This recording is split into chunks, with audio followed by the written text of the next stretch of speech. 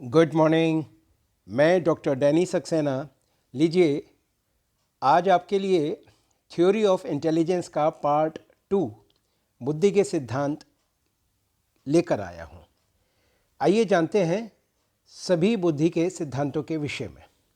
सबसे पहले faculty theory of intelligence, बुद्धि का व्यक्तिक सिद्धांत, जिसको प्रतिपादित किया सर फ्रांसिस गैल्टन ने।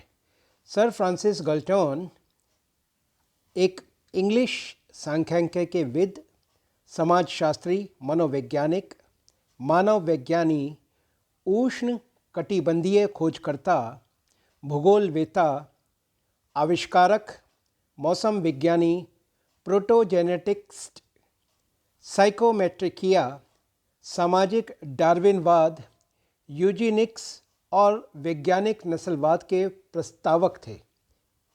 उन्हें 1909 में नाइट की उपाधि दी गई, या ये कह सकते हैं कि सर की उपाधि दी गई। उनका फैकल्टी थ्योरी ऑफ इंटेलिजेंस इस बात पर आधारित था कि उन्होंने बताया कि बुद्धि में जो मेन फैक्टर्स होते हैं वो फैकल्टीज़ होते हैं, जैसे मेमोरी, स्मृति, रीजनिंग, तर्क, न्यूमेरिकल, आंकिक, डिस्क्रिमिनेशन, भेदभाव, इमेजिनेशन, कल्पना, इत्यादि इत्यादि। तो यहाँ पर फ्रांसिस गैल्टन ने ये बताने की कोशिश करी कि डिफरेंट टाइप की फैकल्टीज़ जो हैं वो बुद्धि के विशेष कारकों के रूप में जानी जाती हैं। इनकी आलोचना की गई और बिने ने बताया कि बुद्धि में सिर्फ और सिर्फ एक कारक होता है। अल्फ्रेड बिने एक फ्रांसीसी मनोवैज्ञानिक थे जिन्होंने पहले व्यवहारिक बुद्धि परीक्षण, बिने साइमन परीक्षण का आविष्कार किया। 1904 में फ्रांसीसी शिक्षा मंत्रालय ने मनोवैज्ञानिक बिने से एक ऐसी विधि विकसित करने के लिए कहा जो यह निर्धारित कर सके कि कौन से छात्र नियमित कक्षा निर्देश से प्रभावी ढंग से नहीं सीखते हैं, ताकि उन्हें उपचारात्मक कार्य या रेमेडियल वर्क दिया जा सके। अपने सहयोगी थियोडोर साइमन के साथ बिने ने 1908 और 1911 में अपने परीक्षण के संशोधन प्रकाशित किए। बिने ने बताया कि बुद्धि में सिर्फ और सिर्फ एक ही कारक होता है। बिने के इस एक कारक सिद्धांत को हम कई और नामों से भी जानते हैं, जैसे मोनार्चिक थ्योरी ऑफ इंटेलिजेंस, या जिसे हिंदी में बुद्धि का राजतंत्रीय सिद्धांत कहते हैं, क्योंकि यहाँ पर सिर्फ एक कारक है, एक ही व्यक्ति राज कर रहा है। और इसका एक दूसरा नाम जो प्रचलित है वो जनरल इंटेलिजेंस थ्योरी, सामान्य बुद्धि का सिद्धांत। मैं आपको बताना चाहूँगा कि इनके मेन फॉलोवर्स थे William Stern Lewis, Lewis Madison Terman, Hermann Ebbinghaus. इनके बाद चार्ल्स एडवर्ड स्पीयरमैन आए, और स्पीयरमैन एक अंग्रेज मनोवैज्ञानिक थे जो सांख्यिकी में काम करने के लिए कारक विश्लेषण के अग्रणी के रूप में और स्पीयरमैन के रैंक सहसंबंध गुणांक के लिए जाने जाते थे।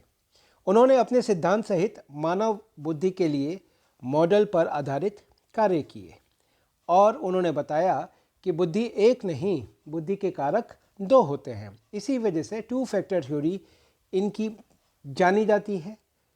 आइए देखते हैं। पहला फैक्टर इसमें बताया जी फैक्टर, जैसा कि आप चित्र में देख पा रहे हैं, जिसको सामान्य कारक बोलते हैं, and it is universal inborn ability. जबकि दूसरा कारक इन्होंने बताया जी के चारों ओर S1, S2, S3 और S4 फैक्टर, जिसको कि स्पेसिफिक फैक्टर या विशिष्ट कारक कहा गया। It is learned as acquired in environment, यह वातावरण में रहकर अर्जित किया जा सकता है। सामान्य बुद्धि में वो सब कार्य होते हैं जो कि दिन या प्रतिदिन के जो कार्य हम लोग करते हैं, जबकि स्पेसिफिक कार्य में तैरना हो गया, शूटिंग हो गया, या एक विशेष कला, उसको यहाँ पर स्पीयरमैन ने बताया है।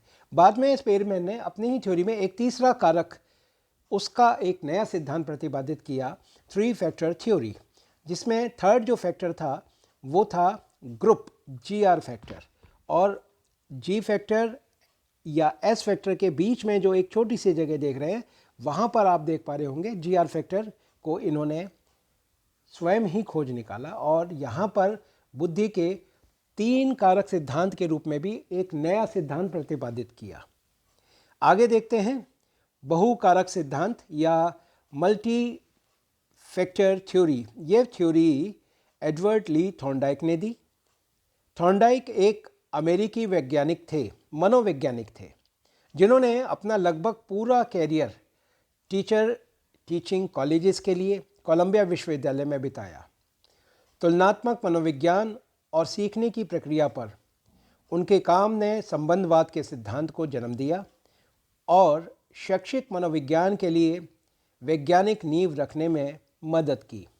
उन्होंने कर्मचारियों की परीक्षा और परीक्षण जैसी औद्योगिक समस्याओं को हल करने पर भी बहुत कार्य किए। बहुकारक सिद्धांत में अपने जो फैक्टर्स यहाँ पर लिए गए, उसमें उन्होंने बताया कि कई ऐसी एबिलिटीज़ होती हैं बुद्धि में जो कि कार्य करती हैं, और यहाँ पर बुद्धि की उन्होंने चौड़ाई, बुद्धि की ऊंचाई, बुद्धि का क्षेत्रफल और बुद्धि का आयतन, इसको लिया। यहाँ पर अगर ऊंचाई की बात करूँ तो लेवल से आता है कि एक बच्चे की बुद्धि किस लेवल पर है, जबकि चौड़ाई को उन्होंने परास या रेंज कहा। बुद्धि के क्षेत्रफल से आशय यहाँ पर कितना बड़ा एरिया उस बच्चे की या उस बालक की बुद्धि कवर कर रही है, जबकि आयतन से इसका आशय था स्पीड, गति। और यहाँ पर जो 3 कारक मेन बताए गए, उसमें मूर्त बुद्धि, कॉन्क्रीट इंटेलिजेंस, अमूर्त बुद्धि, एब्स्ट्रैक्ट इंटेलिजेंस और सामाजिक बुद्धि बताई गई। इन तीनों ही प्रकार की बुद्धियों में हम ये कह सकते हैं कि वर्बल एबिलिटी या शाब्दिक योग्यता की क्षमता या कारक विद्यमान होता है, न्यूमेरिकल या आंकिक योग्यता, लॉजिकल या तार्किक योग्यता, मेमोरी एबिलिटी स्मृति योग्यता, स्पेशियल एबिलिटी स्थानिक योग्यता और लेक्चर एबिलिटी भाषण देने की योग्यता।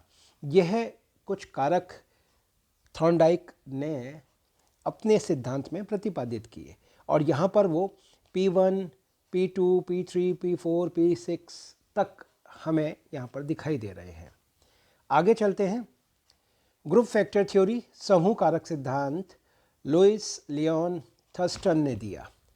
थर्स्टन साइकोमेट्रिक्स और साइकोफिजिक्स के क्षेत्र में एक अमेरिकी अग्रणी मनोवैज्ञानिक थे। उन्होंने माप के दृष्टिकोण की कल्पना की, जिसे तुलनात्मक निर्णय के कानून के रूप में जाना जाता है, और कारक विश्लेषण में उनके योगदान के लिए भी उन्हें जाना जाता है। ग्रुप फैक्टर थ्योरी में 2 टाइप के ग्रुप्स बताए थर्स्टन ने। एक पहला जो ग्रुप है, उस ग्रुप में 7 प्राइमरी फैक्टर्स बताए, जबकि दूसरे ग्रुप में 3 अदर्स प्राइमरी फैक्टर्स बताए। 7 प्राइमरी फैक्टर्स में नंबर या एबिलिटी, संख्या योग्यता, वर्बल कॉम्प्रीहेंशन मौखिक कार्य, वर्ड फ्लुएंसी शब्द प्रवाह, रीजनिंग तर्क, स्पेशल एबिलिटी स्थानिक योग्यता, एसोसिएटिव मेमोरी साहचर्य स्मृति, और लास्ट नॉट लीस्ट प्रिसेप्चुअल स्पीड प्रत्यय गति। जबकि जो 3 अदर प्राइमरी फैक्टर्स थे, उसमें थर्स्टन ने बताया प्रॉब्लम सॉल्विंग समस्या समाधान, रोल मेमोरी रटन स्मृति और स्पेस दूरी। यहाँ पर इस ग्राफिक के माध्यम से भी हम थर्स्टन के समूह कारक सिद्धांत या ग्रुप फैक्टर को समझ सकते हैं, जिनको ए, बी और सी 3 कैटेगरी में बांटकर उनमें आपस में सहसंबंध दिखाने की कोशिश की गई है। इसके बाद जो थ्योरी आती है वो समूह कारक सिद्धांत, group factor theory George Alexander Kelley ने भी दी। जॉर्ज कैली एक अमेरिकी मनोवैज्ञानिक, चिकित्सक, शिक्षक और व्यक्तित्व सिद्धांतकारी थे। उन्हें संज्ञानात्मक नैदानिक मनोविज्ञान का जनक माना जाता है और उन्हें उनके व्यक्तित्व के सिद्धांत व्यक्तिगत निर्माण मनोविज्ञान के लिए भी जाना जाता है। कैली ने 5 टाइप की मेंटल एबिलिटीज़ बताई हैं, जिसमें बोध के कौशल की क्षमता, स्किल ऑफ कॉम्प्रिहेंशन एबिलिटी, स्मृति क्षमता, मेमोरी एबिलिटी, स्थानिक क्षमता, स्पेशल एबिलिटी, संख्यात्मक क्षमता, न्यूमेरिकल एबिलिटी, और लास्ट में है अवधारणात्मक क्षमता, या जिसे बोलते हैं परसेप्चुअल एबिलिटी। इसके बाद है प्रतिदर्श सिद्धांत। प्रतिदर्श सिद्धांत के प्रतिपादक गॉडफ्रे हिल्टन थॉमसन थे। सर गॉडफ्रे हिल्टन थॉमसन एक अंग्रेज शैक्षिक मनोवैज्ञानिक थे, जिन्हें बुद्धि के अनुसंधान में एक महत्वपूर्ण अग्रणी के रूप में जाना जाता है। एडिनबर्ग में मोरे कॉलेज में अनुसंधान के लिए थॉमसन यूनिट का नाम के नाम से भी रखा जाता है। उन्होंने बुद्धि के 4 प्रमुख तत्व बताए: बौद्धिक व्यवहार, मेंटल बिहेवियर, स्वतंत्र योग्यता, इंडिपेंडेंट एबिलिटी, परीक्षा, एग्जामिनेशन, प्रतिदर्श, या जिसे सैंपल कहा गया। यहाँ पर हम थॉमसन के सैंपल थ्योरी को देख सकते हैं, टेस्ट ए और टेस्ट बी, जिसमें स्पेसिफिक फैक्टर और जनरल फैक्टर आपको दिखाई दे रहे होंगे, और जो जनरल फैक्टर हैं वो स्पेसिफिक फैक्टर के बीचों बीच में छोटे स्टार के रूप में आप देख पा रहे होंगे। तो ये इस ग्राफिक के माध्यम से भी हम प्रतिदर्श समझ सकते हैं। यहाँ पर एक सैंपल लिया गया ए का और एक लिया गया बी का, जो कि दोनों पृथक पृथक है, परंतु कुछ ऐसा भी क्षेत्र है जहाँ पर दोनों के जो सैंपल हैं वो कॉमन है। यही है थॉमसन का सिद्धांत। आगे चलते हैं। 3 डायमेंशन थ्योरी, या जिसे त्रि-आयामी सिद्धांत कहा जाता है। यह सिद्धांत जॉन पॉल गिलफोर्ड के द्वारा दिया गया। गिलफोर्ड एक अमेरिकी मनोवैज्ञानिक थे, जिन्हें मानव बुद्धि के अपने साइकोमेट्रिक अध्ययन के लिए सबसे ज़्यादा याद किया जाता है, जिसमें अभिसरण और अपसारी उत्पादन के बीच का अंतर शामिल है। थर्स्टन के विचारों को विकसित करते हुए गिलफोर्ड ने चार्ल्स स्पीरमैन के विचार को खारिज कर दिया और बताया कि बुद्धि को एकल संख्यात्मक पैरामीटर में चित्रित किया जा सकता है। थॉमसन के त्रि-आयामी सिद्धांत में उन्होंने जो 3 डायमेंशन बताए, 3 आयाम बताए, वो पहला आयाम है विषय वस्तु, कंटेंट, जो कि उन्होंने 4 बताए, 4 प्रकार के, संक्रियाएं, ऑपरेशन, जो कि 5 प्रकार की बताई गई, और उत्पादन, प्रोडक्ट्स, ये 6 प्रकार की बताई गई। तो यहाँ पर 4 गुणा 5 गुणा 6 टोटल 120 मेंटल एबिलिटीज़, बुद्धि के कुल 120 योग्यताएं यहाँ पर प्रतिपादित किए गिलफोर्ड ने। गिलफोर्ड के इस थ्योरी को यहाँ पर इस डायमेंशन के माध्यम से हम समझ सकते हैं, जिसमें कंटेंट, ऑपरेशन और प्रोडक्ट, ये तीनों दिखाई देते हैं। देखिए इस 3 डायमेंशन में ये कंटेंट, इसके बाद ऑपरेशन और फिर प्रोडक्ट। मैं आपको यहाँ पर दिखाना चाहूँगा। कंटेंट में सबसे पहले चित्रात्मक, सांकेतिक, शाब्दिक और व्यवहारिक, ये 4 टाइप के कंटेंट आते हैं। जबकि अगर मैं ऑपरेशंस की बात करूं तो संज्ञानात्मक, स्मृति, विभिन्न, उत्पादन, अभिसरण, उत्पादन और मूल्यांकन आता है। और तीसरा जो डायमेंशन है उसमें इकाइयाँ, वर्ग, संबंध, प्रणाली, प्रत्यावर्तन और निहितार्थ आता है। तो ये टोटल मिलाकर 120 एबिलिटीज़ बनती हैं। इसके बाद आता है बुद्धि का पदानुक्रमिक सिद्धांत, हायरार्चिकल थ्योरी ऑफ इंटेलिजेंस, जिसको प्रतिपादित किया फिलिप एवर्ट वर्नन ने। वर्नन एक ब्रिटिश मूल के कनाडाई या कनाडा में रहने वाले मनोवैज्ञानिक और लेखक थे। उन्होंने नस्ल और बुद्धि पर ध्यान देने के साथ बौद्धिक क्षमता का अध्ययन किया। उन्होंने पदानुक्रमिक सिद्धांत में 3 प्रकार की बुद्धि बताई, जिसमें सबसे पहले जैविक बुद्धि या बायोलॉजिकल इंटेलिजेंस, दूसरी मनोवैज्ञानिक बुद्धि जिसको साइकोलॉजिकल इंटेलिजेंस, और तीसरी और आखिरी परिचालन बुद्धि, ऑपरेशनल इंटेलिजेंस बताया। यहाँ पर हम एक ग्राफिक के माध्यम से हम वर्णन की जी फैक्टर और एस फैक्टर को समझ सकते हैं। जी फैक्टर को उन्होंने दो भागों में विभाजित किया। पहला जो भाग था उसमें था मुख्य समूह कारक और दूसरा लघु समूह कारक। मुख्य समूह कारक में वर्बल, एजुकेशनल, जबकि साथ साथ प्रैक्टिकल मैकेनिज्म को उन्होंने स्थान दिया। और मेजर ग्रुप फैक्टर में उन्होंने वर्बल, न्यूमेरिकल तथा अन्य, और साथ साथ दूसरी तरफ यहाँ पर हम देख पा रहे हैं स्पेशल या स्पैचुला, मैनुअल और अन्य अधिक। यहाँ पर पदानुक्रमिक का हम दूसरी लेयर देख पा रहे हैं और साथ साथ यह पदानुक्रमिक इसी तरह आगे बढ़ता रहता है। तो ये वर्णन का था हायरार्चिकल थ्योरी या पदानुक्रमिक सिद्धांत। उन्हीं के सिद्धांत पर आधारित उनके एक शिष्य ने, जिनका नाम था सर साइरिल लुडोविक बर्ट ने अपना सिद्धांत प्रतिपादित किया।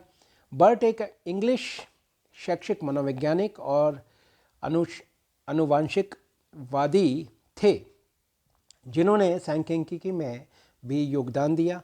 उन्हें बुद्धि लब्धि की विरासत पर उनके अध्ययन के लिए भी जाना जाता है। यहाँ पर उन्होंने 3 प्रकार की बुद्धि बताई, जैसा कि उनके गुरु ने बताई थी: जैविक बुद्धि, मनोवैज्ञानिक बुद्धि और परिचालन। इसके बाद आता है most important, fluid and crystallised theory, तरल व ठोस बुद्धि का सिद्धांत। यह सिद्धांत रेमंड बर्नर्ड कैटल के द्वारा प्रतिपादित किया गया।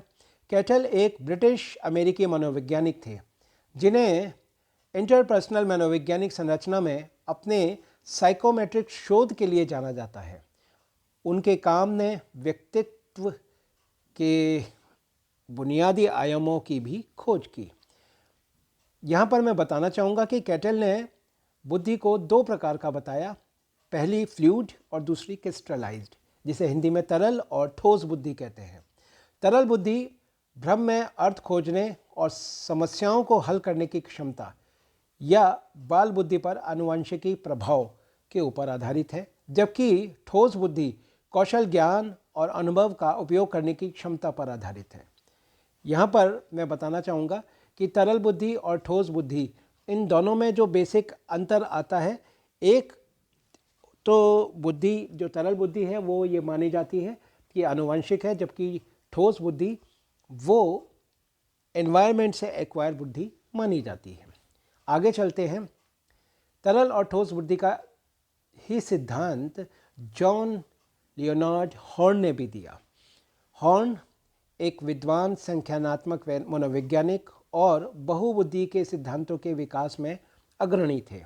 उन्होंने अपने तरल एवं ठोस बुद्धि के सिद्धांत में कुछ और कारकों को भी स्थान दिया, जैसे सबसे पहले जीसी, जिसे क्रिस्टलाइज्ड या ठोस कहा गया, जीएफ फ्लूइड या तरल कहा गया, जीवी विजुअल या दृश्य कहा गया, जीए ऑडिटरी श्रव्य, क्यूएफ क्वांटिटेटिव मात्रात्मक, जीएस प्रोसेसिंग स्पीड संसाधन गति, TSR long term storage and retrieval दीर्घावधि भंडारण व पुनर्प्राप्ति, SAR short term acquisition and retrieval अल्पकालिक अधिकरण व पुनर्प्राप्ति।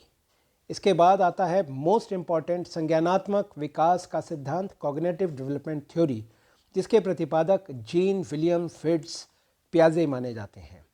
पियाजे एक स्वीडिश या स्विस मनोवैज्ञानिक थे, जो बाल विकास पर अपने काम के लिए जाने जाते हैं। पियाजे के संज्ञानात्मक विकास के सिद्धांत और ज्ञान मीमांसीय दृष्टिकोण को एक साथ आनुवंशिक ज्ञान मीमांसा कहा जाता है। पियाजे ने अपने सिद्धांत को 4 अलग अलग अवस्थाओं के आधार पर प्रतिपादित किया, और मैं बताना चाहूँगा सबसे पहली जो अवस्था है वो है संवेदिक पेशीय अवस्था या सेंसरी मोटर स्टेज, जो कि बच्चे के जन्म से 2 वर्ष तक मानी जाती है। दूसरी अवस्था है पूर्व संक्रियात्मक अवस्था, जिसे इंग्लिश में प्री ऑपरेशनल स्टेज कहा जाता है, जो कि 2 से 7 वर्ष तक मानी जाती है। तीसरी अवस्था मूर्त संक्रियात्मक अवस्था, जिसे कॉन्क्रीट ऑपरेशनल स्टेज कहा गया, जो कि किसी बच्चे के 7 से 12 वर्ष तक की मानी गई। और लास्ट में पियाजे ने बताया कि अमूर्त संक्रियात्मक अवस्था आती है, जिसको कि फॉर्मल ऑपरेशनल स्टेज कहा गया। यह 12 से 15 वर्ष की बताई गई। यहाँ पर अगर हम अलग अलग अवस्थाओं के बारे में डिटेल में थोड़ा सा जानना चाहें तो सेंसरी मोटर स्टेज, संवेदी तंत्रिक संक्रियात्मक अवस्था, जो कि बच्चे के जन्म से 2 वर्ष तक होती है, इसमें सबसे पहले सरल सजगता स्तर आता है। इस अवस्था में बालक चूसना, रोना तथा अन्य संपूर्ण शारीरिक क्रियाएं करता है, जबकि दूसरे नंबर पर प्रथम आदतें व प्रमुख वृत्तीय अनुक्रियाओं की अवस्था आती है। इस अवस्था में बालक सामाजिकीकरण और आत्मीयकरण करने में अंतर स्थापित करता है। तीसरे नंबर पर फ्रिट्ज पियाजे ने बताया कि गौड़ वृत्तीय अनुक्रियाओं की अवस्था आती है। इस अवस्था में बालक के कार्य में उद्देश्य पूर्णता लक्षित होने की कगार पर होती है। इसके बाद गौड़ स्कीमेटा की समन्वय की अवस्था आती है। इस अवस्था में बालक समन्वय करना सीखता है तथा अपने उद्देश्य पूर्ण में आने वाली बाधाओं को दूर करता है। इसके बाद तृतीय वृत्तीय अनुक्रियाओं की अवस्था आती है। इस अवस्था में बालक साध्य एवं साध्य और साधन में अंतर करने लगता है। मानसिक सहयोग द्वारा नए सपनों की खोज की अवस्था इसकी अंतिम अवस्था मानी गई है, इस वाले स्टेज की। इस अवस्था में बालक मानसिक शक्तियों के प्रयोग से साध्य को प्राप्त करने के लिए नवीन साध्य का प्रयोग सीखता है। यहाँ पर पियाजे ने अपनी दूसरी क्रमिक मानसिक विकास की अवस्थाओं में बताया प्री ऑपरेशनल स्टेज, जिसको कि प्राक प्रचलन अवस्था कहते हैं, जो 2 वर्ष से 7 वर्ष तक मानी गई। इस अवस्था में बालक वातावरण की खोज करता है तथा अनेक प्रकार के संकेत, प्रतिमाओं और शब्दों के अर्थ को सीखता है, जबकि दूसरे नंबर पर इस अवस्था में बालक सामाजिक कार्य में रुचि लेना आरंभ करता है तथा चिंतन द्वारा आत्म पहचान में संलग्न रहता है। और तीसरे नंबर पर यहाँ पर अगर हम देखें तो जीन पियाजे ने मूर्त प्रचलात्मक अवस्था, जो कि 7 वर्ष से 11 वर्ष तक, और औपचारिक प्रचलनात्मक अवस्था 11 वर्ष से 15 वर्ष तक, इसके लिए एक अलग से भी मैं वीडियो आप लोगों के लिए तैयार कर रहा हूँ। नेक्स्ट जो इंटेलिजेंस थ्योरी आती है वो है वेस्लर का प्रौढ़ सिद्धांत, वेस्लर्स एडल्ट थ्योरी। जैसे कि नाम से ही पता चल रहा है, डेविड वेक्स वेस्लर ने इसको प्रतिपादित किया। वेस्लर एक रोमानियाई अमेरिकी मनोवैज्ञानिक थे। उन्होंने जाने माने इंटेलिजेंस स्केल विकसित किए, जैसे वेस्लर एडल्ट इंटेलिजेंस स्केल और Wechsler intelligence scale for children. यहाँ पर आप एक लिस्ट देख पा रहे हैं। इस लिस्ट के अनुसार कई सारे स्केल्स उन्होंने रिवाइज करे और धीरे धीरे उनके स्केल सबसे ज़्यादा प्रतिपादित और सबसे ज़्यादा माने गए। आगे चलते हैं। गार्डनर का बहुकारक सिद्धांत, जैसे कि नाम से ही पता चल रहा है, होवर्ड और गार्डनर ने यह सिद्धांत दिया। और गार्डनर एक अमेरिकी विकासात्मक मनोवैज्ञानिक हैं। वह वर्तमान में हार्वर्ड प्रोजेक्ट ज़ीरो के वरिष्ठ निदेशक हैं और 1995 से वे द गुड प्रोजेक्ट के सह निदेशक भी हैं। गार्डनर ने अपने बहुकारक सिद्धांत में कई प्रकार की योग्यताएं बुद्धि में बताई हैं, जैसे संगीत लयबद्ध योग्यता, दृश्य स्थानिक योग्यता, शाब्दिक भाषा विज्ञान योग्यता, तार्किक गणितीय योग्यता, शारीरिक योग्यता, पारस्परिक योग्यता, इंट्रापर्सनल योग्यता, प्राकृतिक योग्यता, अस्तित्व और नैतिक योग्यता। इसके बाद आता है ट्रायआर्चिक थ्योरी, त्रितंत्र सिद्धांत। यह सिद्धांत रॉबर्ट जेफरी स्टेनबर्ग ने दिया था। स्टेनबर्ग एक अमेरिकी मनोवैज्ञानिक और साइकोमेट्रियन हैं। वह कॉर्नेल विश्वविद्यालय में मानव विकास के प्रोफेसर हैं। उन्होंने अपने त्रितंत्र सिद्धांत में जो 3 तंत्र बताए, सबसे पहला कंपोनेंट सब थ्योरी, दूसरा कॉन्टेक्सचुअल सब थ्योरी और तीसरा एक्सपेरिमेंटल सब थ्योरी।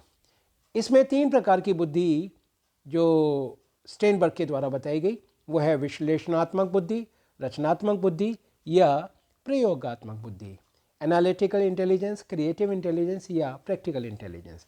यहाँ पर एक ग्राफिक के माध्यम से भी हम देख सकते हैं कि ये ट्रायाचिक थ्योरी कैसे कैसे सहसंबंध आपस में स्थापित करती है। नेक्स्ट आती है तीन परत का सिद्धांत। यह सिद्धांत जॉन बेसेल कैरोल के द्वारा प्रतिपादित किया गया। वे एक अमेरिकी मनोवैज्ञानिक थे जिन्हें मनोविज्ञान, भाषा विज्ञान और साइकोमेट्रिक्स में उनके योगदान के लिए जाना जाता है। यहाँ पर इस ग्राफ के माध्यम से हम देख सकते हैं कैरोल ने तीन प्रकार की बुद्धि के कारक बताए, जैसे कि सबसे पहले स्पेक्ट्रम 1 नैरोअर, स्पेक्ट्रम 2 ब्रॉड और स्पेक्ट्रम 3 जर्नल। तो यहाँ पर अगर हम देखें तो इनका सिद्धांत कुछ कुछ वर्णन की तरह हमें दिखाई देता है, जो कि पदानुक्रमिक का एक हम ग्राफिक देखें लगभग वैसा है, पर यहाँ पर इनकी टर्म चेंज है। नेक्स्ट देखते हैं ए एंड बी थ्योरी, ए और बी बुद्धि का सिद्धांत। यह सिद्धांत डोनाल्ड ऑल्डिंग हेब्स के द्वारा प्रतिपादित किया गया और इस सिद्धांत को हेब का सिद्धांत भी कहा जाता है। हेब एक कनाडाई मनोवैज्ञानिक थे जो न्यूरोसाइकोलॉजी के क्षेत्र में प्रभावशाली थे, जहां उन्होंने एक समझने की कोशिश की कि कैसे न्यूरॉन्स के कार्य ने सीखने जैसी मनोवैज्ञानिक प्रक्रियाओं में योगदान दिया है। वह हेबियन सीखने के अपने सिद्धांत के लिए सबसे ज़्यादा जाने जाते हैं, जैसा कि मैंने बताया हेब का सीखने का सिद्धांत। इसमें उन्होंने दो कारक अलग अलग बताए, factor A and factor B. Factor A में भ्रम में अर्थ खोजने और समस्याओं को हल करने की क्षमता बालक के अंदर आ जाती है, जबकि फैक्टर बी में कौशल, ज्ञान और अनुभव का प्रयोग करने की क्षमता बालक में विकसित हो जाती है। यहाँ पर मैं बताना चाहूँगा कि हेब उन्हें न्यूरोसाइकोलॉजी और तंत्रिका नेटवर्क के पिता के रूप में भी वर्णित किया गया है। नेक्स्ट आता है संवेगात्मक सिद्धांत। डैनियल गोलेमन के द्वारा यह सिद्धांत प्रतिपादित किया गया। गोलेमन एक लेखक, मनोवैज्ञानिक और विज्ञान पत्रकार हैं। 12 वर्षों तक उन्होंने द न्यूयॉर्क टाइम्स के लिए लिखा, मस्तिष्क और व्यवहार विज्ञान पर रिपोर्ट की। उनकी 1995 की किताब emotional intelligence the New York times best seller list में 1.5 साल से थी। कई देश में बेस्ट सेलर थी और दुनिया भर में 40 भाषाओं में इस किताब को प्रिंट भी किया गया। वेस्लर ने बुद्धि में 5 प्रकार के कंपोनेंट्स या फैक्टर बताए। इन कंपोनेंट्स को देखते हैं: आत्म जागरूकता, स्वनियमन, प्रेरणा, सहानुभूति और सामाजिक कौशल।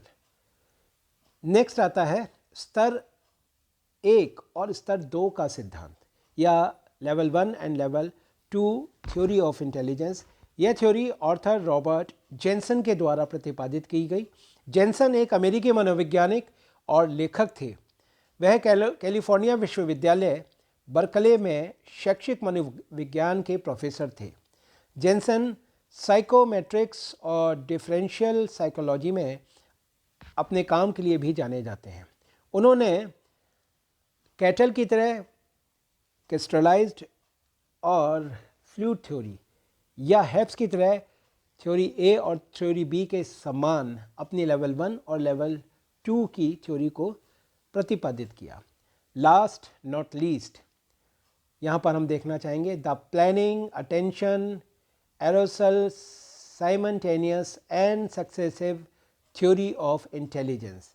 योजना, ध्यान, काम उत्तेजना, समक्षणिक और सफल बुद्धि का सिद्धांत। यह सिद्धांत 3 अलग अलग मनोवैज्ञानिकों के द्वारा प्रतिपादित किया गया, जिसमें सबसे पहले आप देख पा रहे हैं Jagannath P Das, John R Kirby और आर एफ जर्मन।